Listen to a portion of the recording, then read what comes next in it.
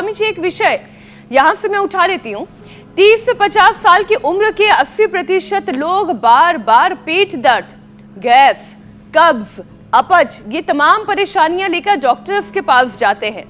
लेकिन जब कायदे से उनका इलाज होता है, कायदे से बीमारी समझ में आती है, तब समझ में आता है कि असली दिक्कत उनके पेट में नहीं, दरअसल उनकी रीढ़ में है।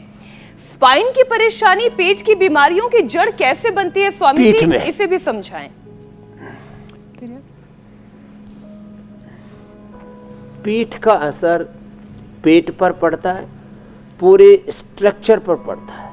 अब तो इस पर इतना ज़्यादा रिसर्च हो चुका है, स्ट्रक्चरल इम्बैलेंस से पेट गड़बड़ होगा, गैस, कब्ज, acidity, colitis, IBS, Crohn's disease, piles, fissure, fistula, अपचन। और स्ट्रक्चरल इम्बैलेंस के गड़बड़ाने से, माने पीठ के गड़बड़ाने से BP, शुगर, लो इम्यूनिटी, बार बार बीमार पड़ना, और स्ट्रक्चरल इम्बैलेंस का असर ब्रेन नर्वस सिस्टम के डिसऑर्डर्स, जिसमें बहुत ही खतरनाक है अल्जाइमर, पार्किंसन, डिमेंशिया और SLE-MS, ऑटोमेन डिजीज से लेकर के ये ऑटिज्म, छोटे बच्चों में सेरेब्रल पैलिसी, बड़ों में भी शुरू हो रही है, और ये मस्कुलर डिस्ट्रॉफी, इनका भी मुख्य कारण रीढ़ की हड्डी का गड़बड़ाना है। रीढ़ की हड्डी के 33 मणकों से पूरी जीवनीय ऊर्जा प्रवाहमान होती है। योग में तो इसकी इतनी बड़ी महिमा है।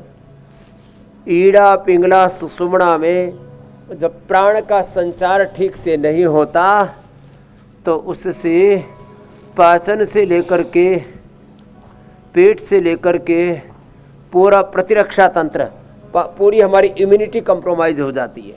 इसलिए 10-20 बार से लेकर के 100 बार तक तो ये भुजंगासन प्रतिदिन करना, और फिर सीधे लेट करके, जैसे भुजंगासन के हमने 3-4 अभ्यास बताए, ऐसे मर्कटासन के भी 3-4 अभ्यास, और धीरे धीरे अभ्यास बढ़ाएं।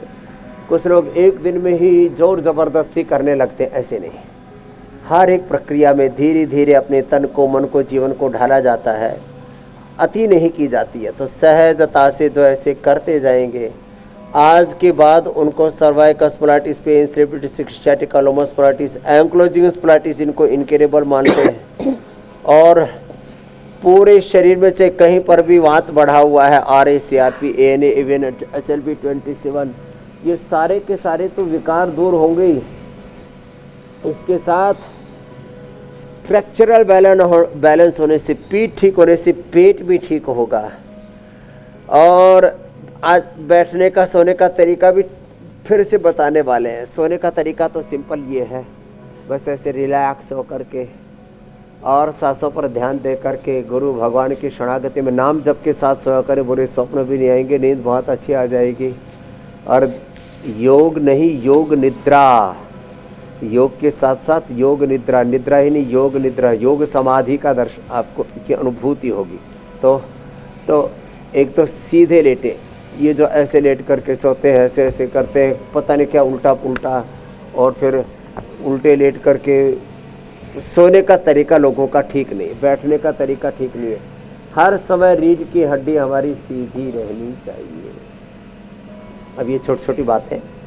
तो आज जैसे मैंने कहा, हम स्पाइनल कॉर्ड के साथ साथ इस स्ट्रक्चरल इम्बैलेंस से होने वाली प्रॉब्लम्स, चाहे वो पेट की दिक्कतें हैं, चाहे BP है, चाहे शुगर है, चाहे लो इम्यूनिटी है, यहाँ तक कि ज़्यादा दिन तक ये दिक्कत रहे तो कैंसर, इम्यूनोसप्रेशन से कैंसर भी हो सकता है। एपोप्टोसिस, गड़बड़ कैंसर हो जाएगा। नहीं स्वामी जी, ये नौबत ही ना आए, इसलिए आज हमने ये विषय बहुत सोच समझ कर चुना है।